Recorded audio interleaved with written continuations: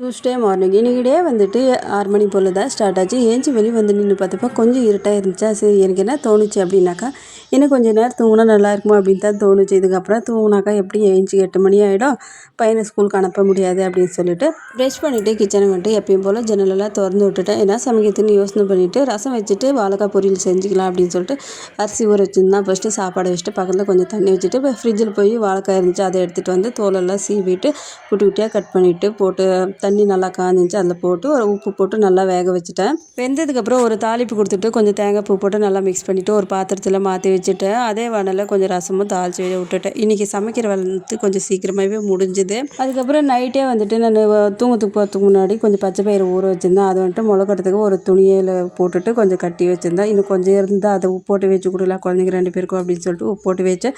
தம்பி வந்துட்டு ஸ்நாக்ஸுக்கு வேணும் அது அப்படின்னு சொன்னால் அவனுக்கு ஸ்நாக்ஸ்க்கெல்லாம் போட்டு லஞ்ச் பாக்ஸ் எல்லாம் ரெடி பண்ணி வச்சுட்டேன். பாய்.